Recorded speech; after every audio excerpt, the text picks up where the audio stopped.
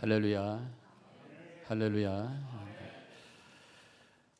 오늘 이 말씀을 통해서 여러분들의 생각과 마음이 새로워지시기를 주님의 이름으로 간절히 축원합니다. 그런 기대감 가지고 말씀을 들어야 은혜가 될 줄로 믿습니다.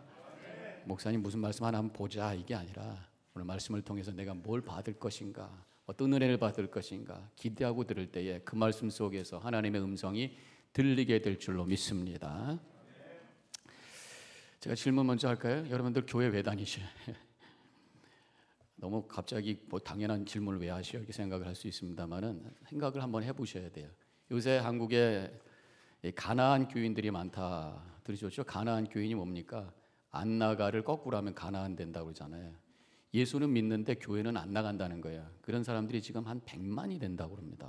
점점 많아진다고 그래요. 물론 교회에 대한 어떤 실망 때문에 그런 것도 있었지만 이 교회가 왜 필요한지를 잘 모르기 때문에 그런 것이 아닌가 이런 생각도 해보게 됩니다.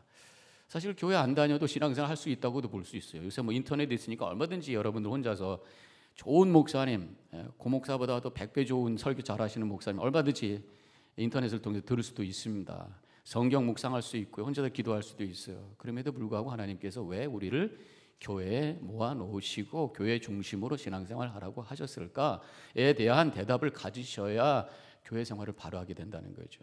전 두 가지 대답을 갖기를 원해요. 갖고 있습니다. 한 가지는 하나님께서 우리를 모아놓으신 것은 함께 협력해서 하나님의 구원 사역을 같이 감당하라고 우리를 모아놓으신 거예요. 하나님께서 우리를 구원하신 것은 그 구원의 기쁨과 감격 속에서 사는 것으로 끝내는 것이 아니라 우리를 통해서 하나님께서 하실 일이 있으셔서 우리를 구원하신 줄로 믿습니다. 믿습니까? 그냥 예배 보고 감사합니다 마음 편안하고 여기서 끝나는 게 신앙이 아니라 하나님이 나를 이 세상에 창조해 주셨고 더 나아가서 하나님의 자녀로 삼아 주신 것은, 그리고 지금 천국으로 데려가지 아니하시고 나를 지금 남겨놓으신 것은 나를 통해서 하실 일이 있기 때문이라는 거예요. 그것을 우리가 발견하고 그것을 감당하는데 혼자서 힘들어요. 백지장도 맞들면 낫다. 같이 서로 협력해서 일할 때 그 시너지 효과가 나면서 그 일을 통해서 하나님의 큰 역사가 이루어진다는 거죠. 함께 주님께서는 협력해서 주님의 구원 사역을 이루기 원하신다는 거예요. 또 한 가지 왜 하나님이 우리를 모아놓으셨을까? 그것은 천국 연습을 하면서 우리가 살기를 원하시는 것입니다. 하나님을 중심으로 만들어진 공동체가 천국입니다. 천국에 가면 하나님을 향해서 24장과 성경에 이렇게 나오잖아요. 면류관을 내려놓으면서 할렐루야 아멘. 그 뒤에는 성도들이 있고 그 뒤에는 천군 천사가 있고 그러면서 하나님을 향해 영광 돌리는 이 공동체의 삶이 천국인 거예요. 하나님을 믿는 성도들이 함께 영원히 공동체를 이루면서 사랑하는 곳이 바로 천국이. 그 천국에 가기 전에 우리는 지금부터 그것을 준비하면서 살아가는 것이, 그냥 마음대로 살다가 엉터리로 살다가 천국 들어가가지고 문화 충격 받아가지고 적응 못하면 어떡할 거예요. 지금부터 사랑하면서, 지금부터 이해하면서, 지금부터 하나님 찬양하면서 이 공동체 생활을 통해서 우리가 천국을 준비하는 것입니다. 전 그렇게 믿습니다. 믿음은 관계의 회복이, 하나님과의 관계가 회복되는 것이 제일 먼저는 하나님과의 관계가 회복되는 것입니다. 하나님과의 관계는 죄 때문에 갈라졌어요. 근데 예수님께서 십자가에 달려 돌아가셔서 죄값을 치러주셔서 믿는 모든 자들에게 그 죄 문제를 처리해 주셔서 하나님과의 관계가 회복되는 것입니다. 관계가 회복이 되면 하나님의 사랑이 우리 속에 와서 그것이 흘러 넘쳐서 다른 사람들에게 넘어가게 돼 있어요. 다른 사람들과의 관계가 회복되는 것이. 그래서 하나님과의 관계가 회복된 증거가 어디에 있느냐? 다른 사람들과의 관계가 회복됐느냐에 따라서 그것이 확인되는 것입니다. 내가 누군가를 지금 미워하고 있다면 하나님과의 관계가 문제가 있다고 하는 것을 여러분들이 아셔야 돼요. 하나님과의 관계가 회복된 사람은 물론 순간적으로 미움이 올 수도 있지만 그것을 소화할 수 있는 능력을 갖게 되고 궁극적으로 그 관계를 회복하면서 좋은 관계 속에서, 만남 속에서 공동체를 이루며 살게 되는 줄로 믿으시기를 바랍니다.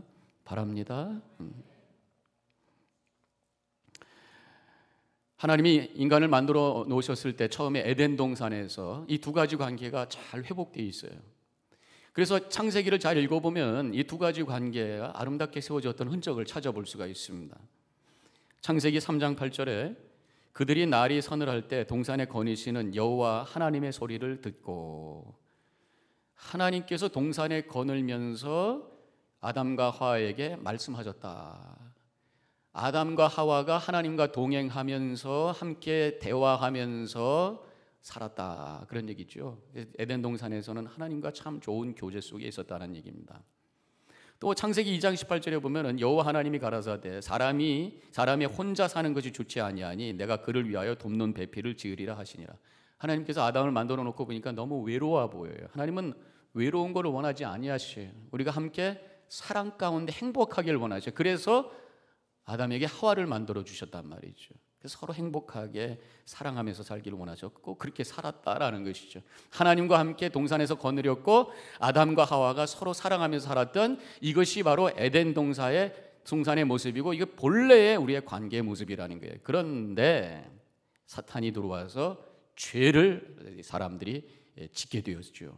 그 죄의 결과가 바로 이 관계가 다 깨졌다는 거예요. 에덴 동산에서 함께 거닐면서 부르시던 하나님의 음성에 응답하면서 하나님 내가 여기 있어요 그래야 되는데 다 숨어버렸어요. 죄를 짓고 난 다음에. 그래서 하나님이 아담아 네가 어디 있냐 막 부르시는 장면이 나오잖아요. 그리고 아담과 하와도 죄를 지은 다음에 저 사람 때문입니다 책임 전가하면서 정죄하고. 그래서 우리 가운데도 보면 정죄하면서 서로 상처받고 그 상처를 붙들고 사는 것이 우리의 인생의 여정인 것처럼 느껴지는 것이 우리의 경험 아닙니까? 그게 다 죄의 결과라고 하는 것이죠. 그래서 하나님은 다시 이 관계를 회복시키기를 원하십니다. 그 회복되는 그 하나님의 일을 우리가 구원 사역이다. 그래서 예수 믿어서 하나님 관계가 회복되고 그래서 하나님의 사랑이 우리 가운데 오버플로어가 돼가지고 다른 사람들과 사랑하고 그래서 행복하게 사는 모습이 구원받은 자의 삶의 모습인 것이. 그래서 시편 16편 2절과 3절에 있는 이 말씀이 우리의 신앙의 고백이 되어야 돼요. 같이 함께 이 말씀을 읽도록 하겠습니다. 내가 여호와께 아뢰되 주는 나의 주님이시오니 주 밖에는 나의 복이 없다 하였나이다. 땅에 있는 성도는 존귀한 자들이니 나의 모든 즐거움이 그들에게 있도다.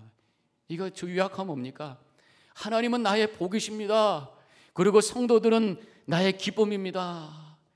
이러한 마음, 이러한 고백이 있을 때에 그것이 참된 신앙의 삶이고 그것이 바로 신앙의 공동체를 이루어가는 삶이. 이 자리에 있는 모든 성도님들 이 고백이 여러분들과 저의 고백이 되기를 주님의 이름으로 간절히 축원합니다.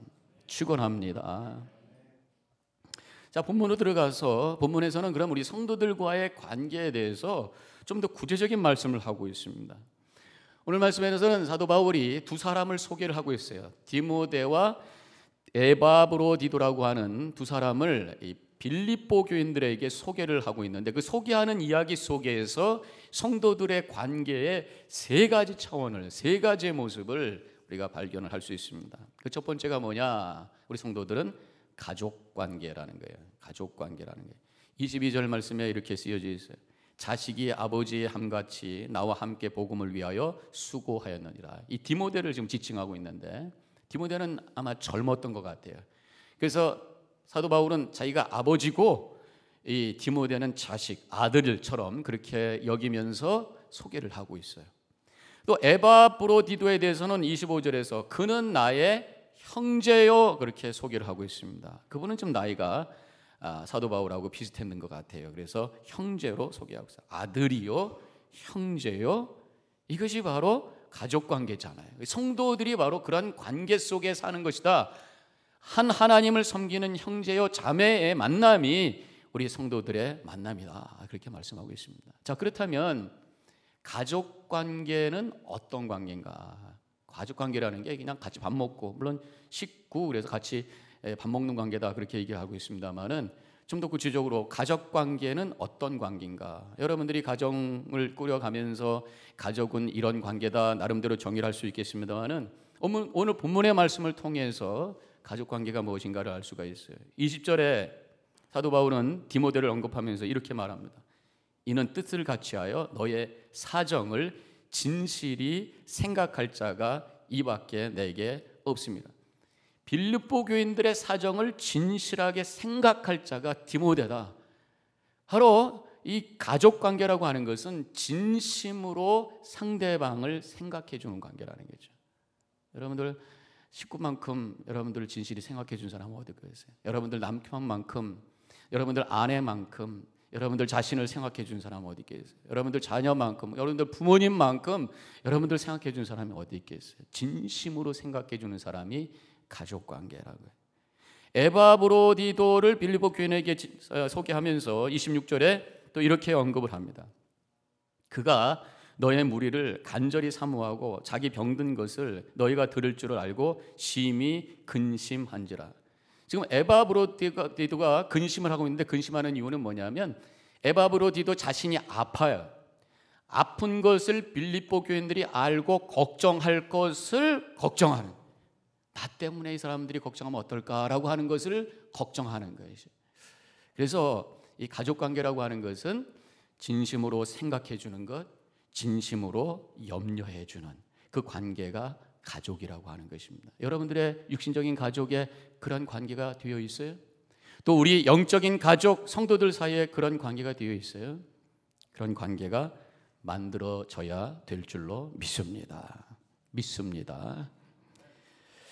그런데 우리가 이 세상 살면서 보면은 보통 우리의 인간 관계 속에서 그런 관계 찾기가 참 힘들어요. 왜? 사람들은 이기적이니까, 자기중심적이니까. 그래서 오늘 말씀에도 21절에 그들이 다 자기 일을 구하고, 그래서 우리가 갖고 있는 많은 그 갈등과 싸움의 원인을 찾아보면 뭡니까? 자기중심이잖아요. 자기 이기심 때문에 그렇잖아요. 자기 이익 때문에 그런 거잖아요. 이것 때문에 온 세상이 여러 가지 고통과 어려움을 우리가 경험할 수가 있는 거예요. 그래서 이 세상에서는 진정한 마음을 나누기가 참 힘들어요. 잘 알지 못하는 사람이 와서 너무 잘해줘도 불안하지 않습니까? 이 사람이 도대체 뭘 원하나 이 생각이 들잖아요.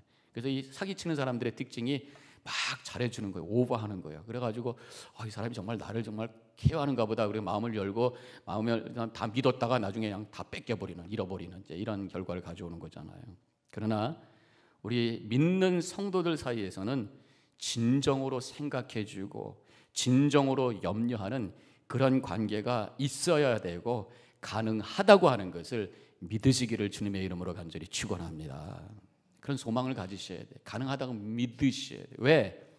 우리는 예수님을 따라가잖아요. 자신을 다 포기하시고 십자가에 달리신 예수님을 따라가는 사람들이고, 우리는 예수님과 함께 우리의 이기심과 우리의 자기중심적인 그러한 욕심을 십자가에 매달고 예수님과 함께 죽었다가 예수님과 함께 다시 산 사람이라고 고백하고 있고, 믿음이라고 하는 것은 적어도 나라고 하는 테두리를 조금이라도 넘어가려고 몸부림치는 과정이 믿음이기 때문에 믿음의 삶을 사는 성도들 사이에서는 이런 가족관계, 진심으로 생각해주고 염려할 수 있는 관계가 만들어줄 수 있음을 믿으시기를 주님의 이름으로 간절히 축원합니다. 그게 안 된다고 하면은 믿음에 뭔가 문제가 생긴 거란 말이죠. 뭔가 그렇기 때문에 우리는 손해보겠다고 하는 마음을 좀 가지셔야 되고, 내 자리에서 상대방의 자리로 좀 한 걸음 나아가셔야 돼요.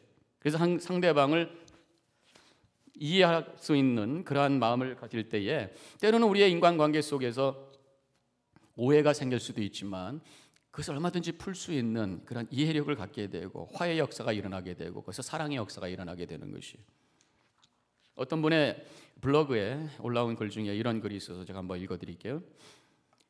빙산의 일각이라는 말이 있듯이 우리 생각의 대부분은 마음속에 그대로 남아 있습니다. 남들이 눈치채지 못하는 그 많은 긴장과 불안, 흔들림과 망설임, 스스로를 향한 그 끊임없는 질책과 연민, 후회와 아쉬움, 남들에게 오해받으면서도 끝내 하지 않고 숨겨둔 말이 얼마나 많습니까? 이루어가기보다는 포기하고 접은 일들이 얼마나 많습니까? 나는 이러는데 당신은 왜 그러냐고 말하지 맙시다. 나는 웃고 있는데 당신은 왜 울고 있느냐고 묻지 맙시다. 감추고 있는 것들을 드러내면 다 똑같고, 숨기고 있는 것이 밝혀지면 그가 더 빛날 수도 있습니다. 이 세상 어느 누구도 마음의 문을 다 열고 살아가지 않습니다. 이런 우리들이 할 수 있는 일이란 오로지 사랑하는 일입니다. 눈에 보이지 않는 것을 보고 입으로 말하지 않은 말을 들으면서 끝까지 믿고 기다리는 일입니다. 눈에 보이지 않는 것을 마음으로 보는 것, 바라는 것의 실제 상황, 보이지 않는 것들의 증거들이 바로 사랑입니다. 이 사랑이 나누어지는 우리 체일교회 성도님들이 되시기를 주님의 이름으로 간절히 축원합니다. 이 말씀은 뭐예요? 보이는 것만 가지고 판단하지 말라 그런 말씀이에요. 괜한 오해하지 말고 그 사람 곁으로 한 걸음만 좀 더 나가서 이해하면서 살자는 거예요. 이렇게 이해하려고 할 때 거기서 사랑이 만들어지는 것이에요. 그래서 제가 한번 얼마 전에 소개했던 수학 공식이 하나 있는데 이겁니다. 5 빼기 3은 2고 2 더하기 2는 4예요. 너무나 당연한 거잖아요. 이게 뭡니까? 오해가 있을 때 3번 더 생각하자. 그러면 이해가 되고, 이해한 거에다 또 한 번 더 이해하면 이퀄 4. 뭐가 돼요? 여러분도 대답해 보시죠. 사랑할 수 있다. 믿습니까? 믿습니까? 별로 안 믿어지는가 보네. 오해했을 때 자꾸만 3번 생각해도 이해가 안 되겠어요? 하여튼 이러한 그 수학 공식이 여러분들의 육신의 가정과 이런 영적인 가족 속에 일어날 수 있는 그러한 역사라고 하는 것을 믿으시고 그렇게 살아가시기를 주님의 이름으로 간절히 축원합니다. 또 한 가지 우리 성도들 사이의 관계는 동역의 관계, 가족 관계가 있고요. 그 다음에 동역의 관계가 있습니다. 오늘 본문의 말씀에 22절에 이런 말씀이 나와요. 나와 함께 복음을 위하여 수고하였느니라. 어떤 목표를 위해서 함께 일하는 관계를 우리가 동역 관계라고 그럽니다.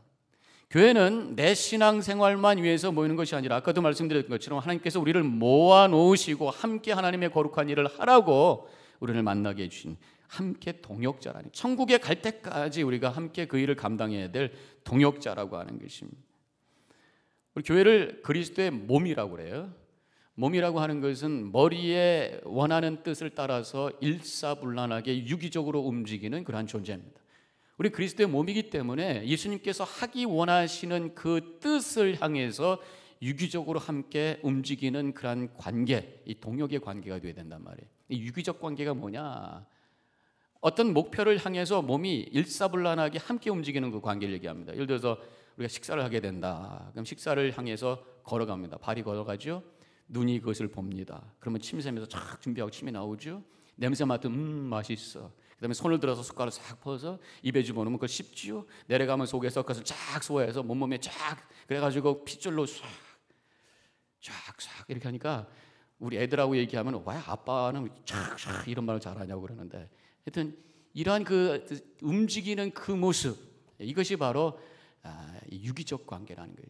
바로 하나님의 뜻, 주님의 뜻을 위해서 서로 함께 협력해서 일사불란하게 움직이는 그런 관계가 우리 교회 안에 있는 거예요. 이때 우리는 동역의 관계를 체험하게 되는 것입니다. 연인과 친구의 관계가 뭡니까? 연인과 친구의, 어떤 분이 그렇게 얘기하더라고요. 연인은 서로 마주보는 관계다. 그래서 뭐 자기 나 좋아? 그러면 그렇지. 뭐 서로 쳐다보면서 자기, 뭐 이게 연인 관계. 친구는 쳐다보는 관계 아니라 함께 같은 방향을 바라보는 게 친구라는 것이에요. 함께 같이 일하고 함께 같은 생각을 하고 함께 같은 방향, 같은 그런 목적을 향해서 움직일 때에 그 친구 관계가 유지가 되고 친구 관계가 깊어진다, 그런 말씀이죠. 그래서 우리 성도들은 서로 쳐다보는 그런 관계에 머무르는 것이 아니라 하나님께서 우리에게 제시하신 그 비전과 목적을 향해서 함께 가는 그런 관계, 친구라기보다는 그것을 우리가 동역자라고 할 수 있겠어요. 어떤 모임이 있으면 정관이 있습니다. 정관이 있으면 제1장 1조에 꼭 나오는 것이 그 모임의 목적이 나와요. 우리는 뭐뭐뭇을 위해서 모였다. 이 모임은 뭐뭐뭇을 위해서 있다. 그런 것이 있어요. 그것을 위해서 움직일 때 그 모임이 되는 것이고 동아리가 되는 것이고 공동체가 만들어지는 거란 말이죠. 우리가 모여있는 것도 서로 바라보기 위해서 너 잘났다 나 잘났다 서로 틀렸다 맞았다 비판하려고 평가하려고 모이는 것이 아니라 하나님의 목적과 비전을 이루기 위해서 우리가 모였다고 하는 것이에요.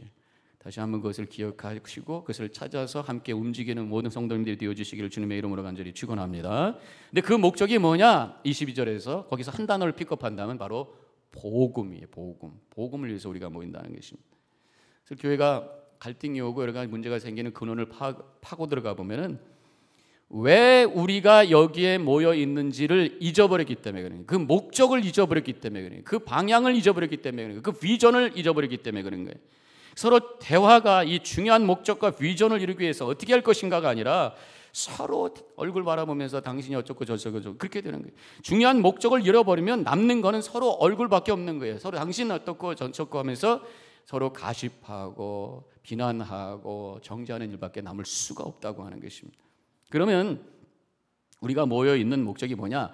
예수님께서 하신 말씀을 통해서 다시 한번 확인을 한다면 두 가지 구절을 찾을 수 있어요. 예수님께서 부활하신 다음에 마지막으로 우리에게 주신 명령, 유언처럼 주신 말씀이 있어요.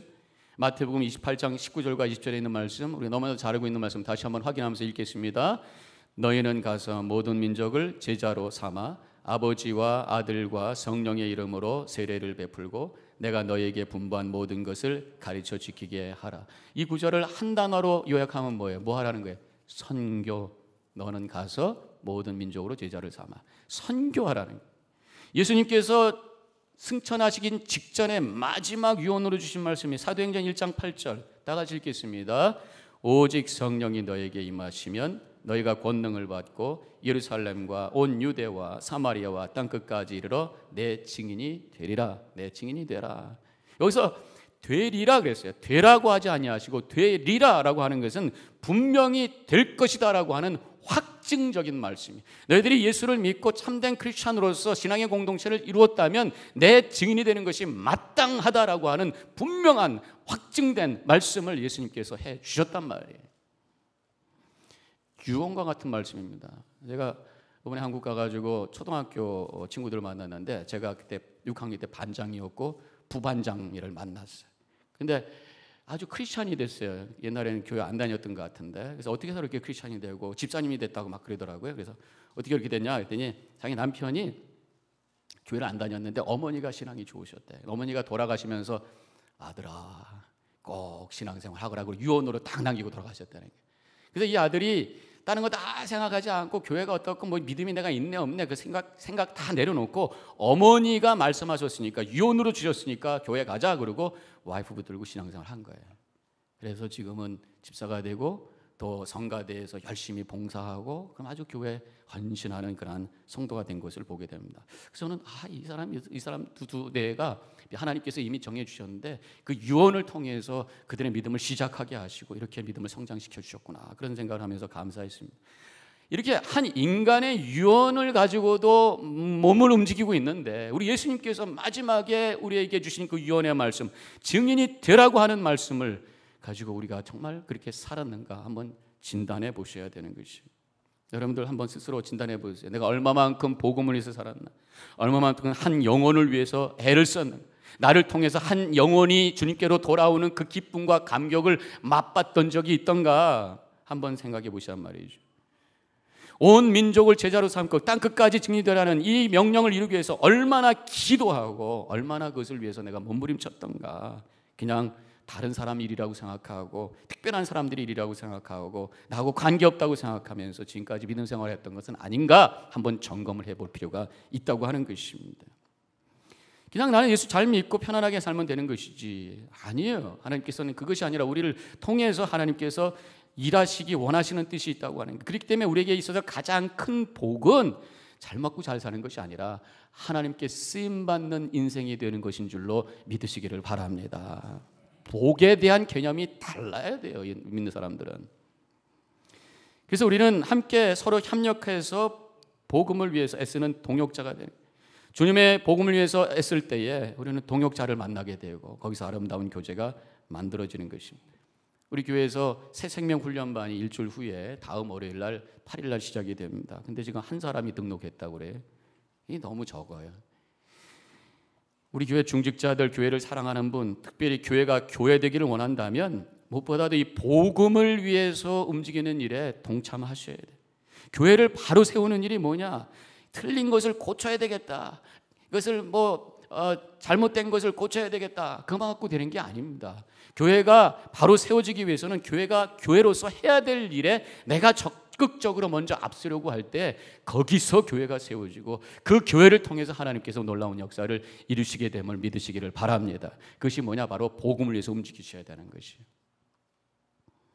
마지막으로 우리 성도들의 관계는 전후의 관계다. 오늘 말씀에서 그렇게 가르쳐주고 있어요. 25절에 바울이 에바브로디도에 대해서 언급하면서 이렇게 말씀합니다. 그는 나의 형제요 함께 수고하고 함께 군사된 자요. 이 말씀을 표준 세번역으로 번역된 것을 바꿔보면 이렇습니다. 나의 형제요, 동역자요, 전우요, 이렇게 되어 있어요. 바로 이 세 가지, 우리 성도들과의 관계는 서로 가족이요, 동역하는 관계요, 전우요. 이 전우라고 하는 게 뭡니까? 전쟁터에 나가 있는 군사의 관계, 서로 군인들과의 관계라. 전쟁터에 나가서 적들과 싸울 때 이 전우의 관계는 더 깊어지고 뜨거워지는 거예요. 서로 이 생명이 오가는 그런 곳에서 서로 돌봐주고 서로 지켜주고 다칠 때 서로 꼬매주고 붙잡아주고 하는 그 전우회라고 하는 건 전쟁 속에서 그것이 깊어진단 말이죠. 적이 누군가를 정확하게 알고 그 적과 함께 이 전쟁터에 들어갈 때에 전우회는 살아 움직이게 되어 있어요. 한동안 한국 군대에 많은 사건이 터진 적이 있었습니다. 내무반에다가 수리탄을 투척을 하고 자살을 하고 이게 왜 그런가? 군기가 빠진 거죠. 왜 군기가 빠졌냐 하고 들어가 봤더니 주적 개념이 없는 것이 친북 정책을 하다 보니까 누구하고 싸워야 되는 거지. 이북이 적인지 친구인지 막 헷갈리게 되니까 이게 느슨해지게 되고 군기가 빠지게 되고 그러다 보니까 자기들끼리 죽이고 죽고 자살하는 그런 상태가 되어버리고 말았다 그런 얘기죠. 교회도 마찬가지. 주적 개념이 정확해. 주적 개념이 우리가 영적인 전쟁터에 나가서 우리를 향해서 도전하는 것이 바로 악한 영이라고 하는 것을 알고 그것과 대적하기 위해서 우리가 움직일 때 똘똘 뭉치게 되고 거기서 전후에 서로를 향해 돌보고 서로를 향해 축복하는 그런 만남이 일어나게 된단 말이에요. 물론 교회이기 때문에 사람들이 모이기 때문에 여러 가지 삐걱삐걱 할 때도 있습니다만 그것을 어떤 인간적인 문제로 보지 말고 그 뒤에서 이 교회를 공격하는 악한 영의 도전이라고 우리가 고백하면서 함께 손을 붙들고 함께 뜨겁게 기도하는 그 만남 속에서 서로의 사랑과 은혜가 나누어지는 하나가 되는 놀라운 역사가 일어나게 된다고 하는 것을 믿으시기를 주님의 이름으로 간절히 축원합니다. 에베소서 6장 12절에 우리의 씨름은 혈과 육에 상대하는 것이 아니요 통치자와들과 권세와 이 어둠의 세상 주관자들과 하늘에 있는 악한 영들을 상대함이라. 우리가 상대해야 될 것은 사람이 아니고 어떤 것이 아니라 바로 그 배후에 있는 악한 영들이라고 하는 것. 그것을 위해서 우리가 더 열심히 훈련하고 기도하는 것이. 구체적으로 영적인 전쟁을 하는 방법은 바로 기도입니다. 중보기도에 뜨겁게 기도하는 것이. 성경에 보면 출애굽할 때 이스라엘 백성들이 광야에서 아말렉과 싸워. 그때 모세가 손을 들고 있으면 이깁니다. 손을 든다는 게 뭔가? 하나님을 향해서 기도하는 거예요. 내리면 지는 거예요. 기도하는 것이 영적 전쟁인 것이. 혼자 기도하지 않았습니다. 옆에서 아론과 훌이 손을 잡았어요. 같이 기도하는 거예요. 성도들이 함께 여러 가지 도전이 있고 어려움이 있을 때 성도들이 함께 합심해서 교회를 위해서 성도를 위해서 기도할 때에 영적인 전쟁에서 승리하게 됨을 믿으시기를 바랍니다. 거기서 우리가 전우라고 하는 것을, 영적인 전우라고 하는 것을 경험하게 되고 서로 가운데 아름다운 교제가 만들어지는 것이에요. 말씀을 정리합니다. 우리는 영적인 가족이에요. 서로 이해해주고 감싸주는 사랑의 관계. 또 한 가지는 동역의 관계입니다. 복음을 향해서 움직여 나갈 때에 함께 일하는 관계, 전우 관계, 우리를 도전하는 악한 영들, 영적인 적들과 함께 기도하며 싸우는 관계. 이런 관계를 여러분들이 경험하고 계세요? 이런 관계를 만드는 자리로 가시기 바라고요. 이런 관계를 나누는 성도들을 함께 만들어 가시기 바라요. 그때 우리의 믿음의 삶을 새로워질 것이고 그렇게 됨으로 체리일제일교회가 우뚝 서서 하나님께 큰 영광 돌리고 쓰임받는 축복을 체험하게 될 줄로 믿습니다. 이런 기회를 세워서 하나님께 영광 돌리시는 모든 성도님들이 되어주시기를 주님의 이름으로 간절히 축원합니다. 기도하십시다. 잠깐 묵상하겠습니다. 우리 성도들을 영적 가족, 동역자, 전우로 여기며 살고 있나요? 그렇지 않다면 내 믿음에 어딘가가 잘못된 부분이 있지 않는가 한번 점검해 보실 필요가 있습니다. 이 시간에 초점을 하나님께 분명하게 맞춰 보시기 바랍니다. 나의 아버지가 되시는 주님의 사랑을 고백할 때 우리 주변에 함께 예배드리는 분들이 나의 형제여 자매인 것을 느끼게 될 것입니다. 하나님께서 우리에게 맡겨주신 그 사명, 영혼 구원, 그리스도를 증거하는 사명에 초점을 맞추면서 우리가 신앙생활을 하셔야 돼요. 그때 함께 사역하는 동역자들을 만나게 될 것입니다. 우리를 넘어뜨리는 악한 영의 존재를 인정하시 함께 중보기도하며 영적 싸움에 나갈 때에 소중한 영적인 전우들을 만나게 되는 그런 축복을 체험하게 될 것입니다. 이런 관계 속에서 교회를 세워 하나님께 큰 쓰임 받는 교회로 영광 돌리시기를 시간에 잠깐 간구하시기를 바라겠습니다.